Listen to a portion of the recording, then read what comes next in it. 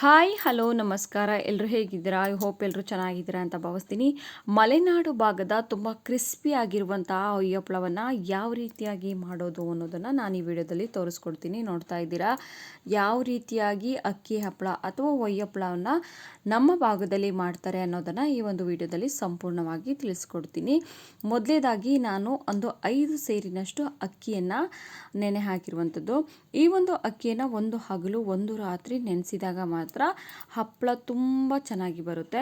ಈ ಒಂದು ಹಪ್ಪಳವನ್ನು ನಾವು ವರ್ಷವಿಡೀ ಸ್ಟೋರ್ ಮಾಡಿ ಇಟ್ಕೋತೀವಿ.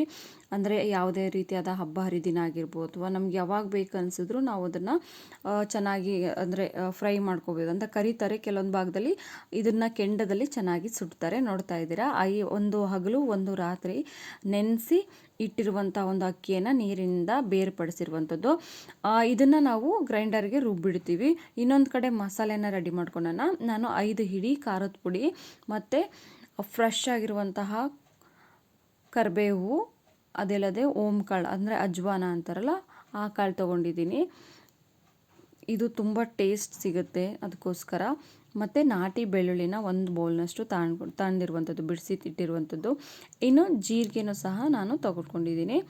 ಜೀರಿಗೆ ಮತ್ತು ಓಂಕಾಳು ಈ ಒಂದು ಹೊಯ್ಯಪ್ಪಳಕ್ಕೆ ತುಂಬ ಟೇಸ್ಟ್ ಕೊಡುತ್ತೆ. ಈ ಒಂದು ಇದರ ಜೊತೆಗೆ ಮೆಣಸಿನಕಾಳನ್ನು ಸಹ ನಾನು ಆ್ಯಡ್ ಮಾಡ್ಕೋತೀನಿ. ಮೆಣಸಿನಕಾಳು ಸಹ ಒಳ್ಳೆ ಖಾರ ಸಿಗುತ್ತೆ. ಮಲೆನಾಡು ಭಾಗ ಆಗಿರೋದ್ರಿಂದ ಹೆಚ್ಚು ಮಳೆ ಆಗ್ತಾ ಇರುತ್ತೆ. ಇದು ಸಂಜೆ ಟೀ ಟೈಮ್ಗೆ ಒಳ್ಳೆ ಸ್ನ್ಯಾಕ್ಸ್ ಅಂತಲೇ ಹೇಳ್ಬೋದು. ಜೊತೆಗೆ ಹಸಿ ಶುಂಠಿನೂ ಸಹ ನಾನು ತೆಗೆದುಕೊಂಡಿದ್ದೀನಿ. ನಾನು ಏನು ಹೇಳಿದ್ನೋ ಓಂಕಾಳು, ಮೆಣಸಿನಕಾಳು, ಜೀರಿಗೆ ಇದನ್ನೆಲ್ಲ ಮಿಕ್ಸಿಲಿ ಗ್ರೈಂಡ್ ಮಾಡ್ಕೊಬಿಟ್ಟಿದ್ದೀನಿ. ಇದ್ರ ಜೊತೆಗೆ ಶುಂಠಿ ಮತ್ತು ಬೆಳ್ಳುಳ್ಳಿನೂ ಸಹ ಚೆನ್ನಾಗಿ ಪೇಸ್ಟ್ ಮಾಡ್ಕೋಬೇಕು. ಅದ್ರ ಜೊತೆ ಕರಿಬೇವು ಮತ್ತು ಕೊತ್ತಂಬರಿ ಸೊಪ್ಪನ್ನು ಸಹ ನಾನು ಆ್ಯಡ್ ಮಾಡ್ಕೋತಿದ್ದೀನಿ.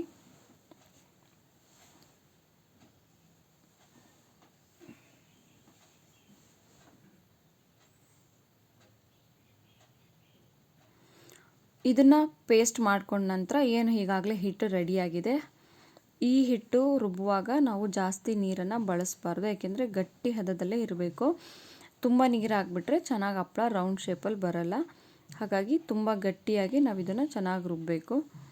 ಈ ಒಂದು ರುಬ್ಬಿರೋ ಹಿಟ್ಟಿಗೆ ನಾವು ರೆಡಿ ಮಾಡಿಟ್ಟಿರುವಂಥ ಒಂದು ಗ್ರೀನ್ ಮಸಾಲಾನ ಆ್ಯಡ್ ಮಾಡ್ತಿದ್ದೀವಿ.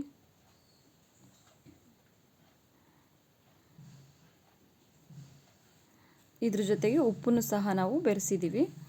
ಮಿಕ್ಸಿಲಿ ರುಬ್ಬಿರುವಂಥ ಒಂದು ಪೇಸ್ಟು ಹಾಗೂ 5 ಹಿಡಿ ಖಾರದ ಪುಡಿನೂ ಸಹ ಆ್ಯಡ್ ಮಾಡ್ತಿದ್ದೀವಿ.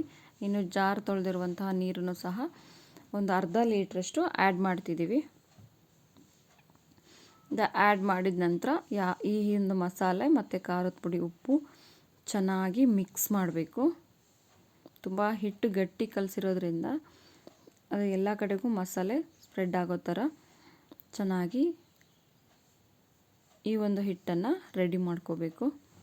ನೋಡ್ತಾ ಇದ್ದೀರಾ ಯಾವ ರೀತಿಯಾಗಿ ರೆಡಿ ಆಗ್ತಾ ಇದೆ ಅಂತ. ಫೈನಲಿ ಹಿಟ್ಟು ರೆಡಿ ಆಯಿತು.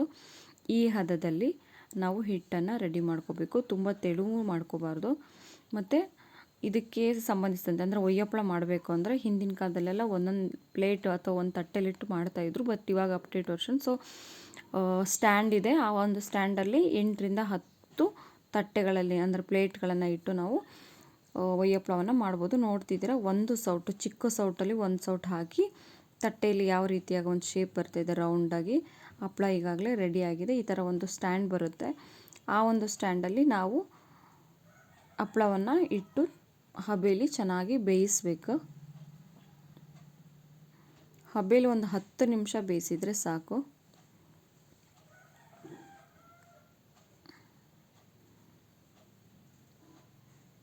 ನೋಡ್ತಾ ಇದ್ದೀರಾ ಯಾವ ರೀತಿಯಾಗಿ ಬಂದಿದೆ ಅಂತ. ನೋಡಿ ಇದೇ ರೀತಿಯಾಗಿ ಸ್ಟ್ಯಾಂಡ್ ಇರುತ್ತೆ. ಅದನ್ನು ಚೆನ್ನಾಗಿ ಹಬೆಯಲ್ಲಿ ಬೇಯಿಸಬೇಕು. ಒಂದು 10 ನಿಮಿಷ ಬೇಯಿಸಿದ್ರೆ ಚೆನ್ನಾಗಿ ಹೊಯ್ಯಪ್ಪಳ ಬರುತ್ತೆ. ನೋಡ್ತಾ ಇದ್ದೀರಾ ಯಾವ ರೀತಿಯಾಗಿ ಹೊಯ್ಯಪ್ಪಳ ಬಂದಿದೆ ಅಂತ.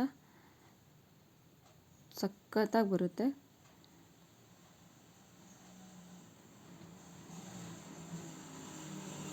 ಚೆನ್ನಾಗಿ ಬಂದಿದೆ.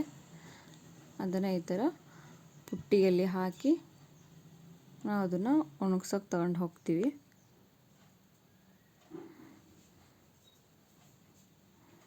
ಹಪ್ಪಳ ರೆಡಿ ಇದೆ ಒಯ್ದಿರೋದು. ಅದಕ್ಕೆ ಸೀರೆ ಅಥವಾ ಏನಾದರೂ ಹಿಂದೆಲ್ಲ ಭತ್ತದ ಹುಲ್ಲಲ್ಲಿ ಹೊಣೆ ಹಾಕ್ತಿದ್ರು. ಬಟ್ ನಾವು ಇವಾಗೆಲ್ಲ ಸೀರೆಲೇ ಹೊಣೆ ಹಾಕ್ತೀವಿ. ಹಳೆ ಯಾವುದಾದ್ರು ಸೀರೆ ಇರೋದನ್ನು ಅಥವಾ ಏನಾದ್ರು ಬಟ್ಟೆ ತಗೊಂಡು ಅದ್ರ ಮೇಲೆ ನಾವು ಹೊಣೆ ಹಾಕ್ತೀವಿ.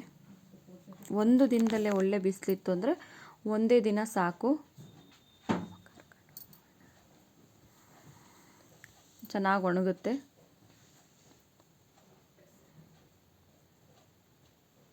ಈ ಥರ ಸ್ವಲ್ಪ ಬಿಡಿ ಬಿಡಿ ಒಂದು ಹಪ್ಳಕ್ಕೆ ಒಂದು ಹಪ್ಳ ಟಚ್ ಆಗದ ರೀತಿಯಾಗಿ ಚೆನ್ನಾಗಿ ಒಣಗಿಸ್ಬೇಕು.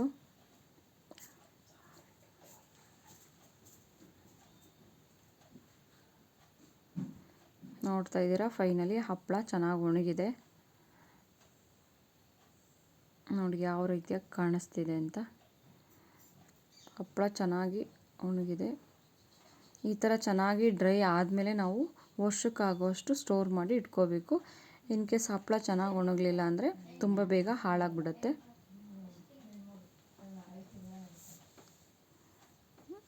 ನೋಡ್ತಾ ಇದ್ರೆ ಒಂದು ಮುರಿದು ತೋರಿಸ್ತೀನಿ. ತುಂಬ ಚೆನ್ನಾಗಿ ಡ್ರೈ ಆಗಿದೆ. ಹೀಗೆ ನಾವು ಒಂದು ಬಾಕ್ಸ್ಗಳಲ್ಲಿ ಸ್ಟೋರ್ ಮಾಡಿ ಇಟ್ಕೋತೀವಿ. ವರ್ಷಕ್ಕೆ ಎಷ್ಟು ಬೇಕೋ ಅಷ್ಟು ಹಪ್ಪಳನ ಮಾಡ್ಕೊಂಡಿರ್ತೀವಿ. ನೋಡ್ತಾ ಇದ್ದೀರಾ, ತುಂಬ ಕಲರ್ಫುಲ್ಲಾಗಿ ತುಂಬ ಚೆನ್ನಾಗಿ ಕಾಣಿಸ್ತಾ ಇದೆ. ಕರೆದುಬಿಟ್ಟು ಸಹ ತೋರಿಸ್ತೀವಿ. ನೋಡಿ, ಪುಡಿ ಮಾಡಿದ ತಕ್ಷಣ ಈ ರೀತಿ ಪುಡಿ ಆಗಬೇಕು. ಎಣ್ಣೆ ಬಿಸಿ ಇದೆ, ಹಾಕಿ ಫ್ರೈ ಮಾಡಿಬಿಡೋಣ. ನೋಡಿ ಎಷ್ಟು ಚೆನ್ನಾಗಿ ಬರ್ತಾ ಇದೆ ಅಂತ.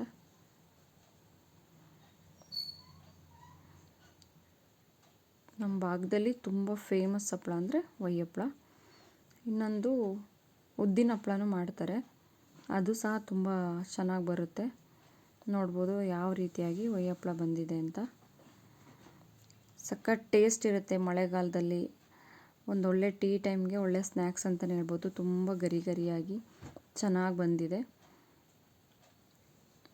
ಇದೊಂಥರ ಸಾಂಪ್ರದಾಯಿಕ ತಿಂಡಿ ಅಂದರೆ ತಪ್ಪಾಗಲ್ಲ. ಪ್ರತಿ ವರ್ಷವೂ ಸಹ ಬೇಸಿಗೆ ಟೈಮಲ್ಲಿ ಮಾಡ್ತಾರೆ. ಇದೇ ರೀತಿಯಾದಂಥ ವಿಡಿಯೋಗಾಗಿ ನಮ್ಮ ಯೂಟ್ಯೂಬ್ ಚಾನಲನ್ನು ಫಾಲೋ ಮಾಡಿ.